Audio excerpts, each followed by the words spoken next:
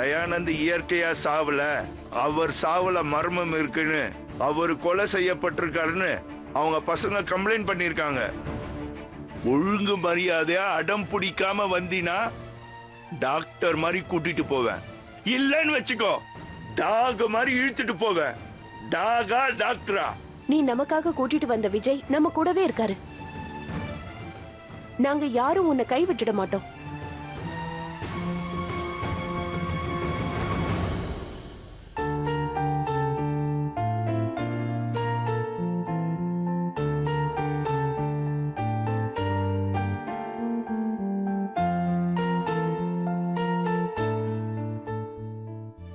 மனோவை சந்தேகப்படுறீங்களா?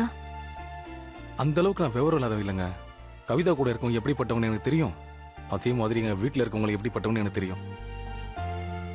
ரொம்ப thanks sir. மனோவை நிரபராதின்னு நிரூபிக்க உங்க ஹெல்ப் வேணும். போனா என்னால என்ன செய்ய முடியும், நான் அதை செய்யறேன். சொல்லுங்க, நான் என்ன செய்யணும்? தயானந்த் சார் கோமா ஸ்டேஜுக்கு போனதுதான் அவரோட சாவுக்கு காரணம்னு மெடிக்கல் ரிப்போர்ட்டும் போலீஸ் ரிப்போர்ட்டும் சொல்லுது. ஆமா, அந்த ரிப்போர்ட் பொய் இல்ல, 100% உண்மை. ஆனா தயானந்த் சார் கோமா ஸ்டேஜுக்கு போனதுக்கு யார் காரணம்னு நமக்கு தெரியணும். சிம்பிள் போனா. மன குற்றவாளின்னு எங்க அண்ணனுக்கு சொல்றாங்க. அப்படின்னா உண்மையான குற்றவாளி யாருன்னு உங்களுக்கு தெரியும்ல? Correct sir. உண்மையான குற்றவாளியை பிடிச்சிட்டா ஈஸியா மனோவை வெளியே கொண்டு வந்துடலாம்.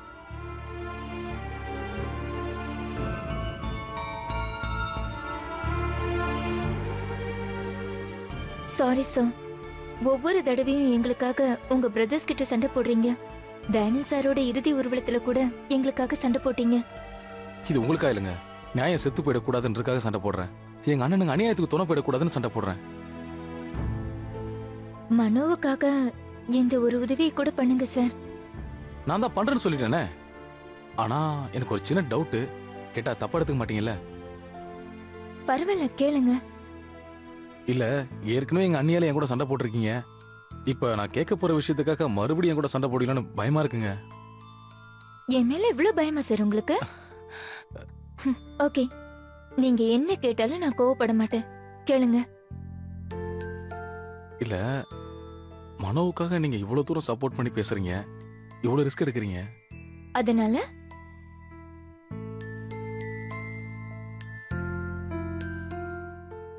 சண்டை போட மாட்டீங்கன்னு ப்ராமிஸ் பண்ணிருக்கீங்க. சஸ்பென்ஸ் வைக்காம சொல்லுங்க சார். நீங்க மனோ லவ் பண்றீங்களா?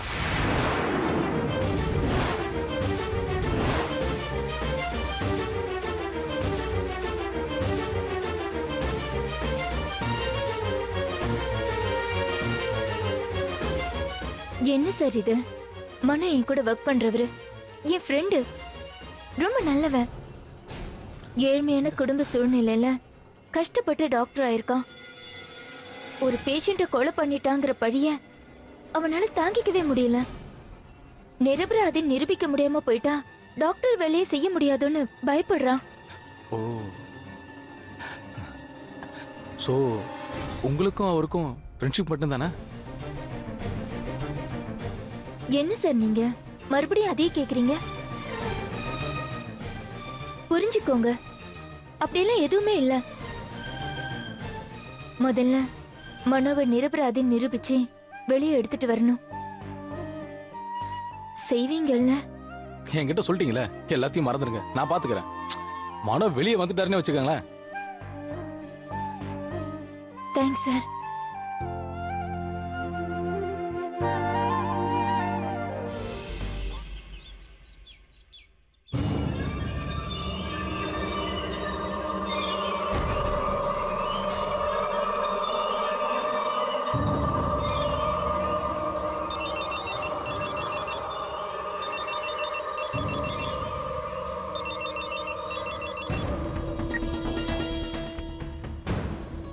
ஹலோ,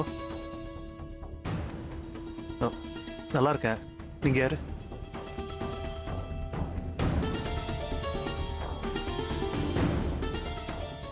டேய், ஏன்டா அப்படி என்ன டார்ச்சர் பண்ற? டேய் டேய், நீ கூப்பிட்ட இடத்துக்கெல்லாம் நான் வரேன். நீ எது பண்ண சொன்னாலும் நான் பண்ணிட்டு இருக்கேன். அதுக்கப்புறம் ஏன்டா அப்படி பண்ற? உனக்கு என்ன வேணும் கேளு, பணம் வேணுமா? எவ்வளவு வேணும்? அதையாவது சொல்லு, நான் தரேன். ப்ளீஸ் என்ன நிம்மதியா விடுறா. ஏன்டா அப்படி என்ன படுத்தி எடுக்கிற? ஆமா, இல்ல இப்போ வர முடியாது. I'm not well. Okay, I can't come to the office now. Okay, நான் கூப்பிடுறேன் உங்களை. நான் அப்புறமா கூப்பிடுறேன். Okay, bye. போன்ல யார் சந்தீப்? அது ஆஃபீஸ்ல இருந்து கால் வர சொல்றாங்க. மறைக்காதீங்க மாப்ள. அந்த பிளாக் மெயிலர் தானே பேசுனா? அவன் என்ன சொன்னா? அவனுக்கு என்ன வேணுமா? மாப்ள, கவிதா என்கிட்ட எல்லாத்தையும் சொல்லிட்டா. அந்த நம்பரை கொடுங்க. டிபார்ட்மெண்ட்ல கொடுத்து அதை ட்ரேஸ் அவுட் பண்ண சொல்லலாம். குடி சந்தீப். இல்ல மாமா, அவன் ரொம்ப கிளவரா பிளான் பண்றான் மாமா. ஒவ்வொரு தடவையும் வேற வேற நம்பர்ல இருந்து ஃபோன் பண்றான். இதுல 10-20 நம்பர் இருக்கு மாமா. எதை ட்ரேஸ் அவுட் பண்ண போறீங்க? எதை ட்ரேஸ் அவுட் பண்ண போறீங்க? எப்ப ஃபோன் பண்ணாலும் ஸ்விட்ச் ஆஃப்னே வருது. டெய்லி என்ன போட்டு சாவடிக்கிறான் மாமா. இந்த டார்ச்சர் அனுபவிக்கிறதுக்கு பதிலா பேசாம நானே செத்து போயிடலாம் போல இருக்கு. ஐயோ சந்தீப், என்ன இப்படி எல்லாம் பேசுறீங்க? அப்பா சொல்லுங்க. மாப்ள, என்ன இப்படி பேசுறீங்க? நாமளா ஆம்பளை மாப்ள, தைரியமா இருக்கணும்.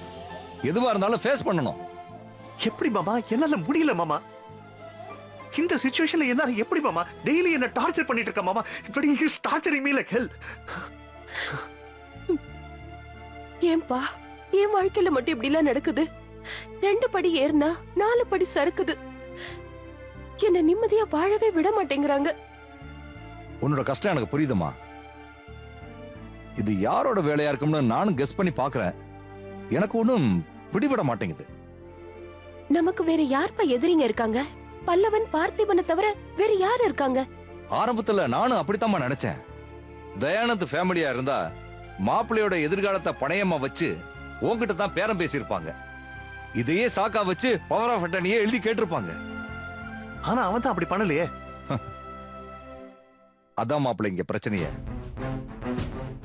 ஆனா எனக்கு ஒருத்தர் மேல சந்தேகம் இருக்கு. யார் மேலப்பா? மாப்பிள்ள, எனக்கு உங்க மேலதான் சந்தேகமா இருக்கு.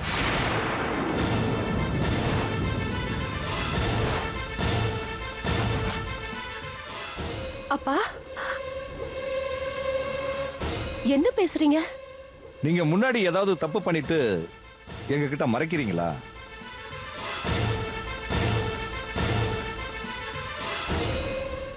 இப்படி கேக்குறேன்னு தப்பா எடுத்துக்காதீங்க. சந்தேகப்படுறது எங்க டியூட்டி. என்ன மாமா உளறீங்க? கவிதா, என்ன உங்க அப்பா பைத்தியக்காரத்தனமா பேசிட்டு இருக்காரு? என்னப்பா இது? அவரை டார்ச்சர் பண்றது யாருன்னு கேட்டா அவர் மேலேயே நீங்க சந்தேகப்படுறீங்க? அம்மா, நான் கேக்குறது ஷாக்கா தான் இருக்கும். மாப்பிள்ள சொன்ன மாதிரி பைத்தியக்காரத்தனமா கூட இருக்கலாம். ஆனா ஒரு லாஜிக் இருக்கு. There is some logic. என்ன லாஜிக்? சொல்லுங்க. மாப்பிள்ள, செத்துப்போன பாலன் குடும்பத்துல இருந்து யாராவது இதை செஞ்சிருக்கணும். அவங்க யாரு இதை செய்யல நான் விசாரிச்சு பார்த்துட்டேன். அதே மாதிரி தயானந்த் ஃபேமிலிலையும் யாரும் செய்யல. யாரும் செய்யல. அதுவும் கிறிஸ்டல் கிளியர். இவங்க 2 பேரும் இல்லைன்னா உங்க மேல இருக்கிற தனிப்பட்ட விரோதத்துல தான் யாராவது இதை செஞ்சிருக்கணும். உங்க மேல யாருக்காவது விரோதம் இருக்கா? உங்க மேல யாருக்கு இவ்வளவு கோபம்? இதெல்லாம் எங்களுக்கு தெரியாது மாப்பிள்ள. உங்களுக்கு தான் தெரியும். நாங்க சொல்ல முடியாது. நீங்க தான் சொல்லணும் இதையெல்லாம் யாரு பண்றாங்கன்னு. மாமா, பிரச்சனையில இருந்து நீங்க என்ன வெளியே கொண்டு வரீங்கன்னு பார்த்தா இப்போ என்னையே பிரச்சனைன்னு சொல்றீங்களா மாமா?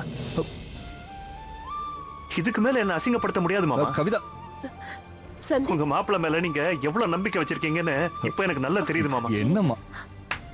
ரொம்ப தேங்க்ஸ் மாமா, ரொம்ப தேங்க்ஸ். சந்தீப், என்ன அசிங்கப்படுத்தினதுக்கு ரொம்ப ரொம்ப தேங்க்ஸ். கவிதா, என்னம்மா இப்படி வரும்?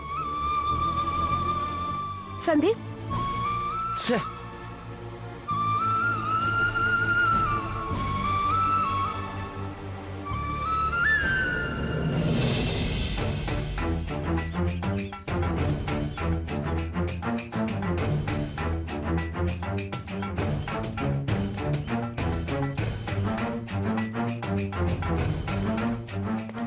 இப்ப நிம்மதியா? சாட்டிஸ்ஃபைடா? நிம்மதியா போயிட்டு வாங்க. எனக்கு அவமானமா இருக்கு. என்னடா ஆச்சு உனக்கு? அவன் இப்படிதான் ஏதாவது உளறிட்டு இருப்பான். வக்கீல பாக்கணும், டைம் ஆச்சு வா. நீங்க 2 பேரும் கூடி கூடி பேசும்போதே எனக்கு தெரியும் அடுத்தவன் கூடி கெடுக்க போறீங்கன்னு. இப்ப நிம்மதியா? ஏய், ஏதாவது தண்ணிக்கு நீ போட்டிருக்கியா? பேசாம உள்ள போய் படுத்துங்க போ. நான் தூங்குறேன், ஆனா உண்மை ரொம்ப நாளைக்கு தூங்காது. பாரு, தத்துவம் பேசுறான். உண்மையாவே தண்ணி தானே போட்டிருக்க, போட. ஏய், நான் போதையில ஒண்ணு பேசல. மனம் மேல கொடுத்திருக்க பொய் கேஸ வாபஸ் வாங்குங்க. அறிவு கிட்டத்தனமா பேசாத. நம்ம அப்பாவை கொண்டதே அவன் தான், தெரியுமா? அப்படி நீ சொல்ற, அது உண்மை கிடையாது. ஆமாடா, அது உண்மை கிடையாதுதான். நீ பெரிய இன்வெஸ்டிகேட் ஆபீசர் தானே, போய் உண்மையை கண்டுபிடி போ. நான் கண்டுபிடிக்கலாலும் ஒரு நாள் உண்மை வெளியில தான் வரும். பொய் சொன்ன குற்றத்துக்காக நீங்க 2 பேரும் ஜெயிலுக்கு போவீங்க. ஜெயிலுக்கு தானே நாங்க போய்க்கிறோம், உன் வேலையை போய் பாரு போ. அப்படிலாம் என்னால இருக்க முடியாது. நீங்க பண்ற எல்லாத்துக்கும் ஏன் மேலேயும் சந்தேகம் வரும். உங்க கூட பிறந்ததுக்காக அந்த பாவத்தை நானும் சுமக்கணுமா? இங்க பாரு, வேணாம், என்ன ரொம்ப டென்ஷன் பண்ணாத சொல்லிட்டேன். கோபம் வருதா? கோபம் வருதா? உனக்கே இப்படி இருக்குன்னா தப்பு பண்ணாத ஒருத்தன் ஜெயில இருக்கான், அவனுக்கு எப்படி இருக்கும்? ஊர்ல உள்ளவனுக்கு எல்லாம் கோவப்படுற. நம்ம ஹாஸ்பிட்டல் இப்ப நம்ம கையில இல்ல. அத பத்தி எனக்கு கவலைப்பட்டிருக்கியா? அதுக்கு ஏதாவது செஞ்சிருக்கியா? சீ, சொத்து வேணுறதுக்காக இன்னொருத்தர சாவடிப்பியா? அவங்க பாயிண்ட் ஆஃப் வியூல இருந்து யோசிச்சு பாரு, எவ்வளவு பெயின் அவங்களுக்கு இருந்திருக்கும். என்ன நடந்துன்னு தெரியும் பேச எல்லாமே தெரியும்டா. காக்கா உட்கார பழங்கா விழுந்த மாதிரி அப்பா சாவுக்கு மனவை இன்வால்வ் பண்ணிட்டீங்க, அப்படிதானே? ஆமாடா, பணங்க விழுந்தது என்னமோ உண்மைதான். ஆனா காக்கா உட்கார வச்சது யாரு தெரியுமா? தெரியுமாடா? சொல்றேன் கேளு. ஆமாடா, பணங்க விழுந்தது என்னமோ உண்மைதான். ஆனா காக்கா உட்கார வச்சது யாரு தெரியுமா? தெரியுமாடா? சொல்றேன் கேளு.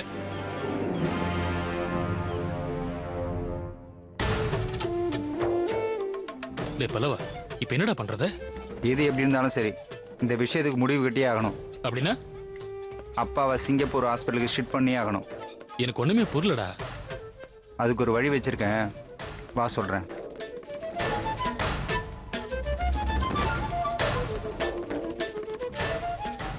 வணக்கம் சார். அதெல்லாம் இருக்கட்டும், உன் பேர் என்ன? கதிர் சார். கதிர். நாளைக்கு அப்பாவை சிங்கப்பூர் ஹாஸ்பிட்டல் மாற்றலான் இருக்கேன். ஏன் சார்? ட்ரீட்மெண்ட்டுக்கு தான். நம்ம ஹாஸ்பிட்டலே நல்ல ஹாஸ்பிட்டல் தான் சார். நம்ம ஹாஸ்பிட்டல் நல்ல ஹாஸ்பிட்டல் தான், ஆனால் இதை விட பெஸ்ட்டாக அங்கே ட்ரீட்மெண்ட் பண்ணுவாங்க. ஆனால் என்ன, உங்கள் முதலாளி தான் வரமாட்டேன்னு சொல்கிறாரு. அதுக்கு நான் என்ன சார் பண்ணுறது? நாளைக்கு காலைல எங்கள் அப்பாவை சிங்கப்பூர் கூட்டிகிட்டு போக போகிறேன். ஆனால் அவருக்கு தெரியாமல் கூட்டிகிட்டு போக போகிறேன். அது எப்படி சார் முடியும்? நீ நினைச்சா கண்டிப்பா முடியும். என்ன சார் சொல்றீங்க? எங்க அப்பா மயக்கத்துல இருந்தா அவரை ஈஸியா சிங்கப்பூர் ஹாஸ்பிட்டல் கூட்டிட்டு போயிடுவேன்.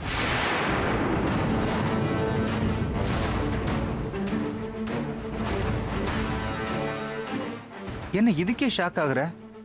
அவருக்கு மயக்க மருந்து கொடுக்க போறதே நீதான். சார் நான் எப்படி சார்? மேடத்துக்கு தெரிஞ்ச பிரச்சனையாயிடும் சார். இதை நீ செய்யல, உன் உயிரே போயிடும். பரவாயில்லையா?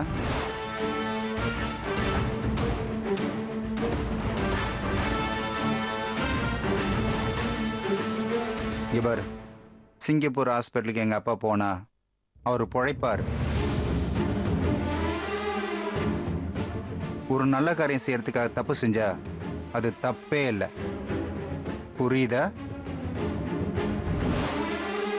உனக்கு புரியணும், இதை நீ பண்ற. அவருக்கு மயக்க மருந்து கொடுத்துரு. அவரை நான் சிங்கப்பூர் ஹாஸ்பிட்டல் கூட்டிட்டு போயிடுறேன். ஓகேவா?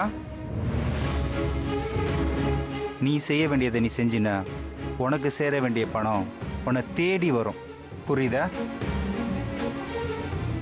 சரிங்க சார்.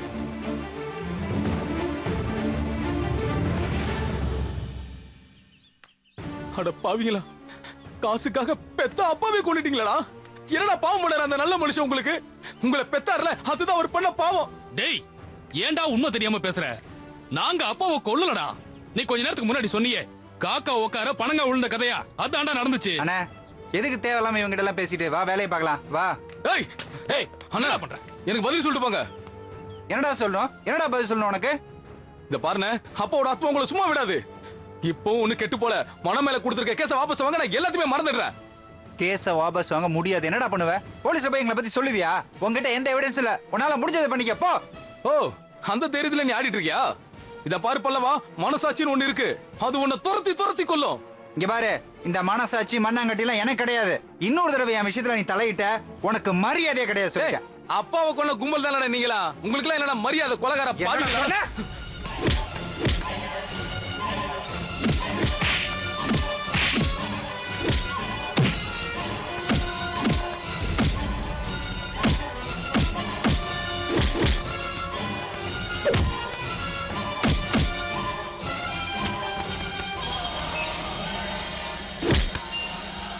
இன்னொரு தடவை எங்க விஷயத்துல தலையிட்ட கொன்னுடுவன் கொண்டு சொல்லிட்டேன்.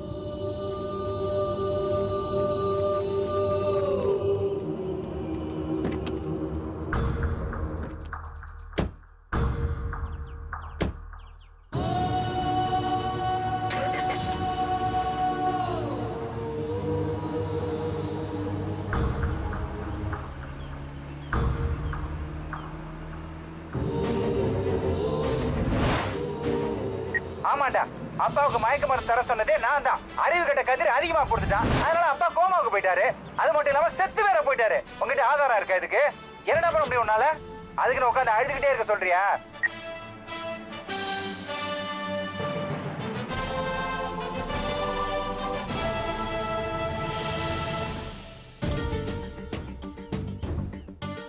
சந்தீப், அப்பா சொன்னதுக்காக அஃபெக்ட் ஆகாத. உங்க அப்பா காயப்படுத்தினாரு, பின்னாடியே நீ தேடி வந்து மருந்து போட பாக்குறியா? ப்ளீஸ். அப்பா தப்பா எதுவும் சொல்லல, நீதான் தப்பா புரிஞ்சுக்கிட்ட. இதுக்கு மேல உங்க அப்பா என்ன சொல்லணும் கவிதா? எனக்கு ஏதோ மோசமான பிளாஷ்பேக் இருக்கு. அந்த பிளாஷ்பேக்ல நான் பெரிய வில்லன். அப்ப நான் செஞ்ச பாவத்துல பாதிக்கப்பட்ட எவனோ ஒருத்தன் என்ன பழி வாங்குறான். அதானே அதானே உங்க அப்பாவோட லாஜிக்? அப்படி இல்ல சந்தீப். உங்க அப்பாக்கு நீ சப்போர்ட் பண்ணாத கவிதா. அவர் என்ன அசிங்கப்படுத்திட்டாரு. அவர் என்ன வேணா சொல்லட்டும், உன்னை பத்தி எனக்கு தெரியாதா? ஒரு சிலரை ஒரு நிமிஷம் பார்த்தா போதும் அவங்க எப்படிப்பட்டவங்கன்னு சொல்லிட முடியும். நான் உன் கூட எவ்வளவு வருஷமா இருக்கேன், உன்னை பத்தி எனக்கு தெரியாதா சந்தீப்? இப்போ ஒருத்தர் எப்படி இருக்காருன்னு வச்சு பாஸ்ட் லைஃப்ல எப்படி இருந்திருப்பாருன்னு சொல்ல முடியும். உன்னை பத்தி நீயே தப்பா சொன்னா கூட நான் நம்ப மாட்டேன்.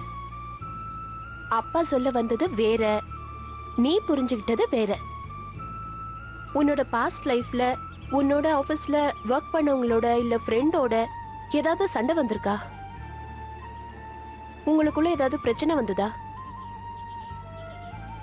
அதுக்காக உன்னை பழி வாங்கணும்னு யாராவது நினைச்சிருக்காங்களா?